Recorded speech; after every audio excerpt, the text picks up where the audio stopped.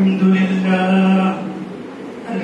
لله نحمده ونستعينه ونستغفره ونؤمن به ونتوكل عليه ونعوذ بالله من شرور أنفسنا ومن سيئات أعمالنا من يهده الله فلا مضل له ومن يضلل فلا هادي له وأشهد أن لا إله إلا الله وحده لا شريك له وأشهد أن محمدا عبده ورسوله أما بعد فإن خير الحديث كتاب الله وخير الهدي هدي محمد صلى الله عليه وسلم وشر الأمور محدثاتها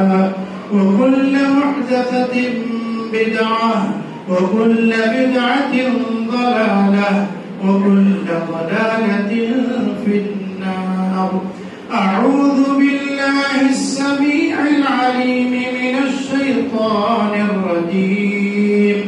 بسم الله الرحمن الرحيم.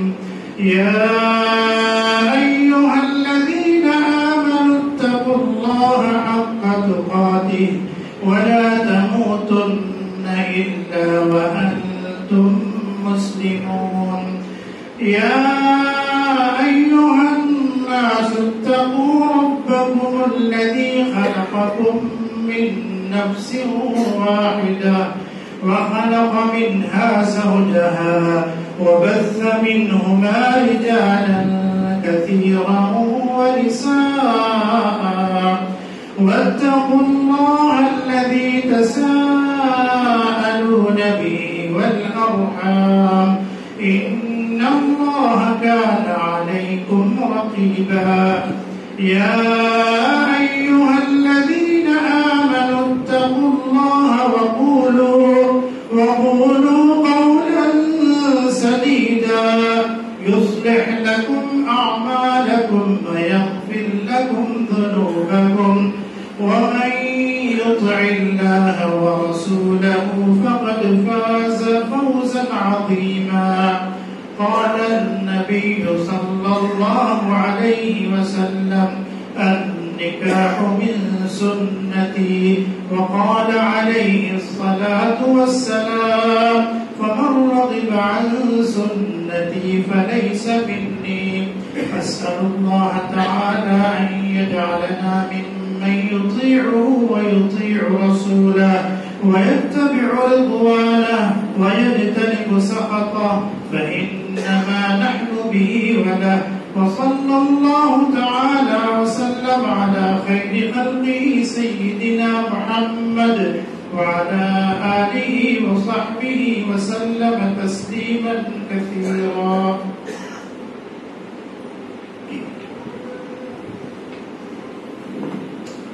दुल्हा जनाब बीए मोहम्मद सुफियान बिन मियाखिला गौर से सुनो। जनाब सी एजाज अहमद साहब उनकी लड़की सी नाफिया हरमैन का निकाह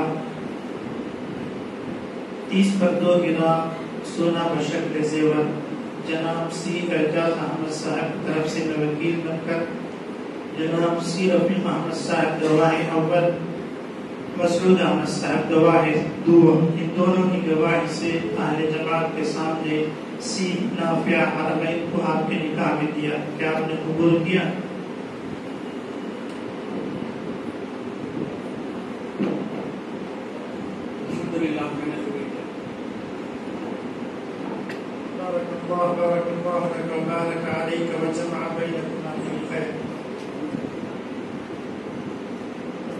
कुछ देर के लिए जो है निकाह के सिलसिले में बयान होगा, कभी बयान होगा। जनाब अस्सलामु अलैकुम वरहमतुल्लाहि वबरकातुहू। इन्नल हम्दुलिल्लाह नहमदुहु व नसल्ली अला रसूलिल करीम अम्मा बाद। अल्लाहुम्मा सल्लि अला मुहम्मदिन व अला आलि मुहम्मद कमा सल्लैता अला इब्राहीम व अला आलि इब्राहीम इन्नका हमीदुम मजीद। محمد وعلى آل محمد كما باركت على إبراهيم وعلى آل إبراهيم إنك حميد مجيد. يا أيها الذين آمنوا اتقوا الله حق تقاته ولا تموتن إلا وأنتم مسلمون. يا أيها الناس اتقوا ربكم الذي خلقكم من نفس واحدة وخلق منها زوجها وبث منهما رجالا كثيرا ونساء واتقوا الله الذي تساءلون به والأرحام إن الله كان عليكم رقيبا. يا أيها الذين آمنوا اتقوا الله وقولوا قولا سديدا يصلح لكم أعمالكم ويغفر لكم ذنوبكم ومن يطع الله ورسوله فقد فاز فوزا عظيما. أما بعد فإن أصدق الحديث كتاب الله وخير الهدي هدي محمد صلى الله عليه وسلم وشر الأمور محدثاتها وكل محدثة بدعة وكل بدعة ضلالة وكل ضلالة في النار. وقال الله تعالى في القرآن العظيم: أعوذ بالله من الشيطان الرجيم بسم الله الرحمن الرحيم ومن آياته أن خلق لكم من أنفسكم أزواجا لتسكنوا إليها وجعل بينكم مودة ورحمة إن في ذلك لآيات لقوم يتفكرون. அளவற்ற அருளாளனும் நிகரற்ற பெயருடையவருமாகிய எல்லாம் வல்ல அல்லாஹ்வின் திருப்பெயர் போற்றி அவருடைய சாந்தி மரணம் அல்லாஹ்வுடைய தூதர் முஹம்மது ஸல்லல்லாஹு அலைஹி வஸல்லம் அவர்கள் மீதும் அவர்களை பின்பற்றி வாழ்ந்த உத்தம சத்திய தோழர்கள் நல்லவர்கள் மீதும் அவர்களின் அடிச்சுவடை பின்பற்றி வாழ்ந்து கொண்டிருக்கக்கூடிய அனைத்து மக்கள் மீதும் உண்டாகட்டுமாக.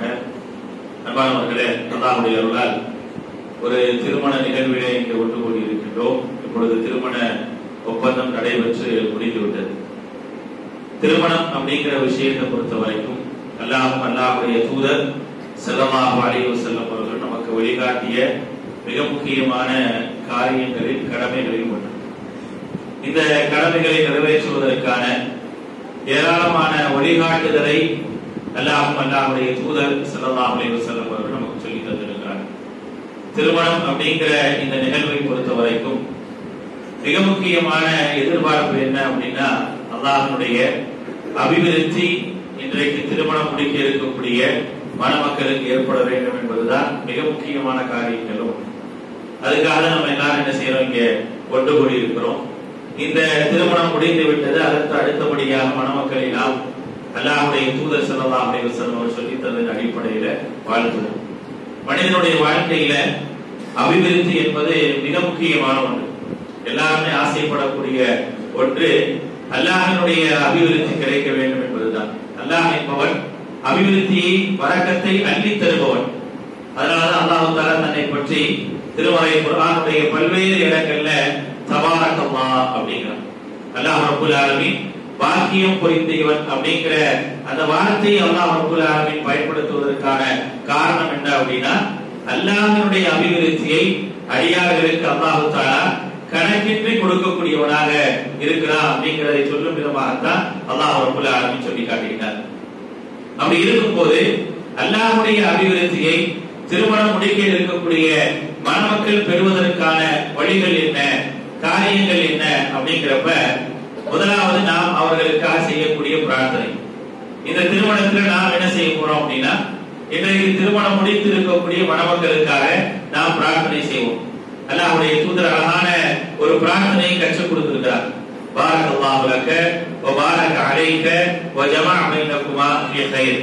அல்லாஹ் உங்களுக்கு அபிவிருத்தி ஏற்படுத்துவானாக, உங்களுக்காக மற்றவைகளில் அபிவிருத்தி ஏற்படுத்துவானாக, உங்கள் இருவரையும் எல்லா நல்ல காரியங்களிலும் ஒன்று சேர்த்து வைப்பானாக அப்படிங்கிற ஒரு பிரார்த்தனை. இந்த பிரார்த்தனையை கொண்டு மணமக்களை வாழ்த்த வேண்டும். இந்த பிரார்த்தனையை அல்லாஹ்வுடைய தூதர் ஸல்லல்லாஹு அலைஹி வஸல்லம் அவர்கள் இந்த சபைக்கு சொல்லி தந்திருக்கிறார். இங்க வந்திருக்கக்கூடிய எல்லோரும் என்ன செய்வோம் அப்படின்னா, ஒரே மகிழ்வோடு மணமக்களை வாழ்த்துவோம். ஒரு சபையில எல்லாரும் மகிழ்ச்சியாக இருக்கக்கூடிய ஒரு சபை இருக்கு அப்படின்னா இந்த சபை மட்டும்தான். இங்க இருக்கக்கூடிய எல்லோரும் இங்கே திருமணம் முடித்து இருக்கக்கூடிய இந்த மணமக்கள் சந்தோஷமாக இருக்க வேண்டும் என்று எல்லாருமே ஆசைப்படுவாங்க. அந்த ஆசைக்காக தான் வந்திருக்கிறாங்க. அப்ப எல்லோரும் மன ஒருமையோடு சந்தோஷத்தோடு பிரார்த்தனை செய்யக்கூடிய ஒரு நிகழ்வு என்பது சாதாரணமானதல்ல. அல்லாஹ்வால் அது அங்கீகரிக்கப்படும். அப்படிப்பட்ட ஒரு பிரார்த்தனையை தான் என்ன செய்ய போறோம் அப்படின்னா, நாம் மணமக்களுக்காக பிரார்த்திக்க போறோம். அந்த பிரார்த்தனை என்பது அவருடைய வாழ்க்கையில அவர்களுக்காகவும் அவர்களுக்காக மற்றவைகளிலும் என்ன செய்யும் அப்படின்னா, அது அதிகமான அபிவிருத்திகளை பெற்றுத் தரக்கூடியதாக இருக்கும். அந்த அபிவிருத்திக்காக நாம் பிரார்த்தனை செய்ய வேண்டும். அல்லாஹ்வுடைய பரக்கத்தை பெறுவதற்கான வழிகளில் ஒன்று நாம் செய்யக்கூடிய பிரார்த்தனை. பிரார்த்தனையை விட வலிமையானது எதுவுமே கிடையாது. துஆவை விட வலிமையான ஒன்று ஏதாவது இருக்கானா? எதுவுமே இல்லை. அது மன ஒருமையோடு மகிழ்வோடு செய்யக்கூடிய அந்த பிரார்த்தனை என்பது அல்லாஹ்வால் அங்கீகரிக்கப்படும் அப்படிங்கிறத நம்ம விளங்கணும். இரண்டாவதாக அல்லாஹ்வுடைய அபிவிருத்தியை பெற வேண்டும் என்று சொன்னால் திருமணங்களை பொறுத்த வரைக்கும் நமக்கு அல்லாஹ் ரப்பல் ஆலமீன் என்ன வசதி வாய்ப்பு தந்திருக்கிறார் அப்படிங்கறத உலகத்துக்கு காட்டுவதற்காக திருமணம் அல்ல, மாறாக அல்லாஹ்வுடைய பரக்கத்தை பெறுவதற்காக திருமணம். அப்ப அந்த அடிப்படையில அல்லாஹ்வுடைய தூதர் ஸல்லல்லாஹு அலைஹி வஸல்லம் என்ன சொல்றாங்க அப்படின்னா, இன்னா அஅமன் நிக்காஹி பரக்கத்துல் ஐஸருஹா மூனா. திருமணங்களிலேயே பரக்கத் வாய்ந்த திருமணம் எது அப்படின்னா, எந்த திருமணங்கள்ல செலவுகள் குறைக்கப்படுகின்றதோ, தேவையற்ற செலவுகள் எல்லாம் தவிர்க்கப்படுகின்றதோ அந்த திருமணங்கள் தான் அபிவிருத்தி வாய்ந்த திருமணம் அப்படிங்கிறதையும் அல்லாஹ்வுடைய தூதர் ஸல்லல்லாஹு அலைஹி வஸல்லம் சொல்றாங்க. ஆனா நாம் திருமணம் முடிக்கிறோம் அப்படின்னா நம்முடைய அந்த திருமணங்கள்ல நாம் தேவையற்ற செலவுகள்ல வீண் விரயங்களை எல்லாம் தவிர்க்கும் பொழுது அல்லாஹ்வுடைய அபிவிருத்தி அங்கே ஏற்படும் அப்படிங்கிறதையும் தெரிந்து கொள்ள வேண்டும். இந்த இரண்டின் மூலமாக நாம் என்ன செய்யலாம் அப்படின்னா, இந்த மணமக்கள் அபிவிருத்தி பெறுவதற்கு காரணமாக அல்லாஹ் தஆலா வைத்திருக்கின்றார். அதை நாம் புரிந்து கொள்ள வேண்டும். அதுக்கு அடுத்தபடியாக திருமணம் அப்படிங்கிற அந்த விஷயத்தை பொறுத்த வரைக்கும் குத்பால சொன்னாங்க, திருமணம் என்பது அல்லாஹ்வுடைய தூதர் ஸல்லல்லாஹு அலைஹி வஸல்லம் அவர்கள் காட்டி தந்த வழிமுறை அப்படின்னு சொன்னாங்க. அல்லாஹ்வுடைய தூதர் அந்த வழிமுறையை சொல்லி தந்து திருமணத்திற்கு மட்டும் வழிமுறையை சொல்லி தரல, திருமணத்திற்கு பிறகு வாழ்க்கையை எப்படி அமைத்துக் கொள்ள வேண்டும் அப்படிங்கிற வழிமுறையும் என்ன செஞ்சிருக்கிறாங்க அப்படின்னா அல்லாஹ்வுடைய தூதர் ஸல்லல்லாஹு அலைஹி வஸல்லம் சொல்லி கொடுத்திருக்கிறாங்க. ஒரு திருமணம் முடிக்கக்கூடிய ஆணை பொறுத்த வரைக்கும் அவர் தன்னிடத்தில் மனைவியாக வரக்கூடிய அந்த பெண்ணை பற்றி எப்படி புரிந்து கொள்ள வேண்டும் அப்படிங்கிற ஒரு வழிகாட்டுதலை அல்லாஹ்வுடைய தூதர் சொல்லி இருக்கிறாங்க. அது மிக முக்கியமாக தெரிந்து கொள்ள வேண்டிய விஷயம். அல்லாஹ்வுடைய தூதர் சொன்னாங்க, வத்தகுல்லாஹ ஃபின்னிஸா, பெண்களுடைய விஷயத்தில் அல்லாஹ்வை பயந்து கொள்ளுங்கள். ஃபஇன்னஹுன்ன இந்தக்கும் அவானுன், அவர்கள் உங்களிடத்தில் ஒப்படைக்கப்பட்ட ஒரு அமானிதம் அப்படின்னாங்க. அதை ஒரு ஆண் குடும்ப தலைவனாக பொறுப்பேற்றுக் கொள்ளக்கூடிய மணமகன் அதை புரிந்து கொள்ள வேண்டும். ஒவ்வொருவரும் அப்படிதான். யாரெல்லாம் திருமணம் முடித்திருக்கிறார்களோ அவர்களுக்கு ஒப்படைக்கப்பட்ட அவருடைய மனைவியை பொறுத்த வரைக்கும் அவர்களுடைய அமானிதம், அந்த அமானிதத்தை பற்றி நாளை வறுமை நாளில் விசாரிக்கப்படுவோம் என்பதை கவனத்தில் கொண்டு நம்முடைய வாழ்க்கையை நடத்தும் போது அந்த வாழ்க்கை நல்லபடியாக சந்தோஷமாக அமைதியாக இருக்கும் என்பதை நாம் விளங்கிக் கொள்ள வேண்டும். ஏன்னா அல்லாஹ் ரப்பல் ஆலமீன் திருமறை குர்ஆன்ல சொல்றான், வல்லாஹு ஜஅல லக்கும் மின் புயூத்திக்கும் சக்கனாக, அல்லாஹ் தஆலா உங்களுடைய வீடுகளை அமைதியின் இல்லமாக ஆக்கி வைத்திருக்கிறேன் அப்படின்னு அல்லாஹ் ரப்பல் ஆலமீன் சொல்றான். மேலும் திருமறை குர்ஆன்ல இந்த திருமணத்தை பற்றி இந்த பந்தத்தை பற்றி சொல்லும்போது சொன்னா, வமின் ஆயாதிஹி அன் خلق لكم من انفسكم ازواجا لتسكنوا اليها وجعل بينكم مودة ورحمة. அல்லாஹ்வுடைய அத்தாட்சிகளுக்கு உள்ளதுதான் அன் خلق لكم من انفسكم ازواجا, உங்களிலிருந்தே உங்களுக்கு ஒரு இணையை ஏற்படுத்தி இருப்பது. எதற்காக அப்படின்னா لتسكنوا اليها, அந்த இணையோடு நீங்கள் அமைதியாக வாழ வேண்டும் என்பதற்காக. அப்ப வீடு அப்படிங்கறது அல்லாஹ் சொல்லும்போது சொல்றான், உங்களுடைய வீடை அமைதியின் இல்லமாக ஆக்கியிருக்கோம். சரி, உனக்கு ஒரு இணையை ஏற்படுத்துறேன், ஒரு ஜோடியை ஏற்படுத்துறேன். அந்த ஜோடி எதுக்கு அப்படின்னு கேட்டா லிதஸ்குனு இலைஹா, அந்த ஜோடியோடு நீங்கள் அமைதியாக மன அமைதியோடு வாழ வேண்டும் என்பதற்காக தான். இப்ப என்ன பிரச்சனை அப்படின்னா, நிறைய குடும்பங்கள்ல அமைதியின்மை தான் அதிகமா இருக்கு. நிம்மதி அப்படிங்கிறது வீட்டுல இருக்கா அப்படிங்கிற ஒரு கேள்வி கேட்டோம் அப்படின்னா நிறைய பேர் என்ன சொல்லுவாங்க, வீட்டுல நிம்மதி இல்லை அப்படின்னு. அப்ப அல்லாஹ்வுடைய கூற்றுக்கு எதிரான வார்த்தைகளை நாம் பயன்படுத்தணும். அல்லாஹ் சொல்றோம், உங்களுடைய வீடுகளை அமைதியின் இல்லமாக ஆக்கி தரவங்கிறான், ஆனா என் வீட்டுல நிம்மதி இல்லைங்கிறோம். வீட்டுக்கு நான் தாமதமாக போவது எனக்கு நிம்மதியாக வருது, விரைவாக நான் வீட்டுக்கு சென்று என்ன செய்ய போறேன் அப்படிங்கிற ஒரு கேள்வி எழுப்புறோம். அப்ப அல்லாஹ்வுடைய கூற்றுக்கு மாற்றமாக இருக்குன்னா தவறு யார் மேலனா நம்ம மேலதான். நாம் நம்முடைய வாழ்க்கையை சரியான அடிப்படையில் அமைத்துக் கொண்டோம் என்று சொன்னார். குர்ஆனும் சுன்னாவும் சொல்லக்கூடிய அடிப்படையில் நம்முடைய வாழ்வியல் முறையை மாற்றிக் கொண்டோம் என்றால், அமைத்துக் கொண்டோம் என்றால் நம்முடைய வீடு அமைதியின் இல்லமாகத்தான். அல்லாஹ் தஆலா அதற்காகத்தான் வீடுங்கிறான். உனக்கு நிம்மதி கிடைக்கும்ங்கிறான். நபிகள் நாயகம் ஸல்லல்லாஹு அலைஹி வஸல்லம் அவர்கள் நிம்மதியை தேடி எங்க போனாங்க? மனைவிடத்துல தான் போனாங்க. பதட்டமாக இருக்கும் போது, கலக்கமடைந்த நேரத்தில் அல்லாஹ்வுடைய தூதர் ஸல்லல்லாஹு அலைஹி வஸல்லம் அவர்கள் யாரிடத்தில் சென்றார்கள்? அல்லாஹ் சொல்றான், தஸ்குனு இலைஹா, அந்த ஜோடி இடத்துல உங்களுக்கு அமைதி இருக்கின்றது என்று அல்லாஹ் தஆலா திருமறை குர்ஆன்ல சொல்றான். உண்மையா இல்லையா? நபிகள் நாயகம் ஸல்லல்லாஹு அலைஹி வஸல்லம் அவர்களுக்கு முதலாக வஹி இறங்கக்கூடிய நேரத்தில் மிகவும் பதட்டத்தோடு இருந்தார்கள், நடுக்கத்தோடு இருந்தார்கள், அமைதியின்மையான ஒரு சூழலை அங்கே உணர்ந்தார்கள். நேராக தன்னுடைய மனைவியிடத்தில் போனார்கள். அந்த மனைவி அவர்களை ஆறுதல் படுத்தினார்கள், அவர்களை அசுவாசப்படுத்தினார்கள், அவர்களுக்கு அந்த நேரத்தில் எது தேவையோ அப்படிப்பட்ட ஆறுதலை சொன்னார்கள். அங்கே ஒரு மனைவியிடத்தில் ஆறுதல் கிடைக்கப்பெற்றது என்பதற்கான வரலாற்று செய்தியை நீங்க என்ன செய்யலாம் அப்படின்னா, அல்லாஹ்வுடைய தூதர் ஸல்லல்லாஹு அலைஹி வஸல்லம் வாழ்க்கையில பார்க்கலாம். அப்ப நமக்கும் நம்முடைய வீடுகள்ல இதே போன்ற அமைதி கிடைக்குமான கிடைக்கும். எப்ப அப்படின்னா, நாம் நம்முடைய வாழ்க்கையை சரியான குர்ஆன் சுன்னா அடிப்படையில, அல்லாஹ்வும் அல்லாஹ்வுடைய தூதரும் காட்டி தந்தது அடிப்படையில நம்முடைய வாழ்க்கையை அமைத்துக் கொண்டோம் என்றால் கண்டிப்பாக நம்முடைய வீடுகளும் நம்முடைய வாழ்வும் அமைதியாக இருக்கும் என்பதை திருமறை குர்ஆன் நமக்கு சொல்லி காட்டுகின்றது. அது அல்லாஹ்வுடைய வாக்கு. அல்லாஹ் என்னைக்குமே பொய்யான வாக்குறுதிகள் என்ன செய்ய போறதில்லை, நமக்கு தரப்படுறது. அப்ப நாம் நம்முடைய வாழ்க்கையை மார்க்கம் சொன்னதன் அடிப்படையில் அமைத்துக் கொண்டால் அங்கே அமைதி ஏற்படும். மேலும் அல்லாஹ் சொல்றான், வஜஅல பைனக்கும் மவத்தத்தம் வரஹ்மா, உங்களுக்கு மத்தியில அன்பையும் கருணையும் நாம் என்ன செய்யணும், இந்த திருமணத்தின் மூலமாக ஏற்படுத்துகின்றோம் அப்படிங்கிறார். நல்ல ஒரு உறவு முறை என்ன செய்யுது அப்படின்னா ஏற்படுது. இதன் மூலமாக கணவன் மனைவி அப்படிங்கிற ஒரு பாசமும் ஒரு பந்தமும் ஒரு இணைப்பும் என்ன செய்து ஏற்படுது. அதற்கு மத்தியிலான பாசத்தை உருவாக்குவது நான் என்ற ஒரு வார்த்தை என்ன செய்யறானா அல்லாஹ் ரப்பல் ஆலமீன் சொல்லி காட்டுகிறார். ஆக அந்த அடிப்படையில் இன்றைக்கு திருமணம் முடித்திருக்கக்கூடிய இந்த மணமக்கள் அல்லாஹ் தஆலா சொன்னது போல அவருடைய வாழ்க்கையை நல்லபடியாக அமைத்துக் கொள்ள வேண்டும். நான் நபி வழியின் அடிப்படையில, மார்க்கத்தின் அடிப்படையில திருமணம் முடிக்கிறேன் அப்படின்னு சொல்றது நல்ல விஷயம்.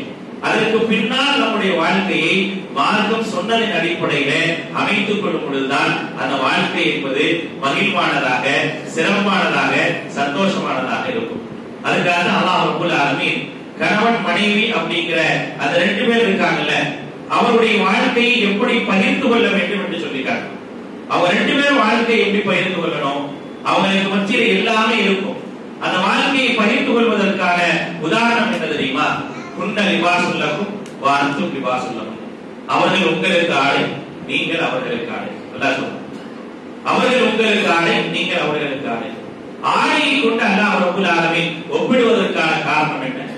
ஆடை மட்டும்தான் மனிதனுடைய எல்லா விதமான குறை நிறைகளை மறைத்து கண்ணியமானவனாக காட்டுகிறது. அதே போல கணவன் மனைவி அப்படின்னு சொன்னா அவர்களுக்கு மத்தியில எல்லாமே இருக்கும். அல்லாஹ் ஒரு இடத்துல சொல்லும் பொழுது சில நேரங்கள்ல மனைவி இடத்துல நீ வெறுக்கிற குணம் கூட இருக்கலாம் அப்படிங்கிறான். வெறுக்கிற குணம் கூட என்ன செய்யலாம், இருக்கலாம். அதில் கூட நான் என்ன செஞ்சிருப்பேன், நல்லது வச்சிருப்பேன் அப்படிங்கிறான். அதில் கூட நான் என்ன செஞ்சிருப்பேன், நல்லது வச்சிருப்பேன். அதனால அவர்களோட வாசிரு உன்னபின் மாறும், நல்ல முறையாக நீங்க என்ன செய்யுங்க, வாழுங்க அப்படின்னு சொல்லி அல்லாஹ் ரப்பல் ஆலமீன் சொல்றான். அதை சொல்லும் போதுதான் ஆடையை கொண்டு ஒப்பிட்டு ஒரு ஆடை எப்படி மனிதனுடைய எல்லா விதமான குறை நிறைகளையும் மறைத்து கண்ணியமாக அவனை வைத்திருக்கிறதோ அதே போல கணவன் மனைவி அப்படிங்கிற அந்த உறவுக்கு மத்தியில் இருக்கக்கூடிய எல்லாவற்றையும் அவர்களாக பகிர்ந்து கொள்ள வேண்டும், அவர்களுக்கு மத்தியிலே பகிர்ந்து கொள்ள வேண்டும். அப்படி பகிர்ந்து கொண்டு அவருடைய வாழ்க்கையை அமைத்துக் கொள்ளும் பொழுது அந்த வாழ்க்கை மிக சிறப்பானதாக இருக்கும் அப்படிங்கிறத அல்லாஹ் ரப்பல் ஆலமீன் சொல்கின்றான். அல்லாஹ்வும் அல்லாஹ்வுடைய தூதரும் சொல்லித் தரக்கூடிய அந்த அடிப்படையில எந்த மனிதன் தன்னுடைய வாழ்வியல் முறையை அமைத்துக் கொள்கின்றானோ அந்த வாழ்வியல் முறை என்பது மேலானதாக, சிறப்பானதாக, எந்த விதமான கோணலுக்கும் வழிவகுக்காததாக இருக்கும் அப்படிங்கிறத நாம் புரிந்து கொள்ள வேண்டும். அப்படிப்பட்ட ஒரு நல்ல ஒரு வாழ்வியல் முறையை இன்றைக்கு திருமணம் முடித்திருக்கக்கூடிய இந்த மணமக்களுக்கு என்ன செய்யணும் அப்படின்னா அல்லாஹ் ரப்பல் ஆலமீன் தர வேண்டும். அவருடைய வாழ்க்கையை மிகச்சரியாக அமைத்துக் கொள்ள வேண்டும். மணமக்கள் இருவரும் மார்க்கம் அறிந்தவர்கள். மார்க்கம் அறிந்து இருப்பது என்பது திருமணத்திற்கான ஆக தகுதிகளிலேயே மிகச் சிறந்த தகுதியாக அல்லாஹ்வுடைய தூதர் ஸல்லல்லாஹு அலைஹி வஸல்லம் சொல்லி இருக்கிறாங்க. அந்த அடிப்படையில மணமகனும் சரி மணமகளும் சரி அவருடைய குடும்பத்தாரும் சரி மார்க்க அடிப்படையில தன்னுடைய வாழ்வியலை அமைத்துக் கொள்ள வேண்டும் என்று ஆசைப்படக்கூடியவர்கள் அதே அந்த வாழ்வியல் முறையை இந்த மணமக்களும் எடுத்துக் கொள்ளும் பொழுது கண்டிப்பாக அல்லாஹ் ரப்பல் ஆலமீன் அவருடைய வாழ்க்கையில எல்லா விதமான வளங்களையும் நிம்மதியையும் சந்தோஷையும் மகிழ்ச்சியும் கண்டிப்பாக தருவார். அப்படிப்பட்ட அந்த வாழ்வியலை அல்லாஹ் ரப்பல் ஆலமீன் இந்த மணமக்கள் அனைத்து இருவருக்கும் தந்தல் புரிய வேண்டும் என்று அல்லாஹ்வை பிரார்த்தித்தவனாக என்னுடைய உரையை முடித்துக் கொள்கின்றேன். பாரக்கல்லாஹு லக வ பாரக அலைக வ ஜமஅ பைனகுமா ஃபீ கைர். வஸ்ஸலாமு அலைக்கும் வ ரஹ்மத்துல்லாஹி வ பரகாத்துஹு.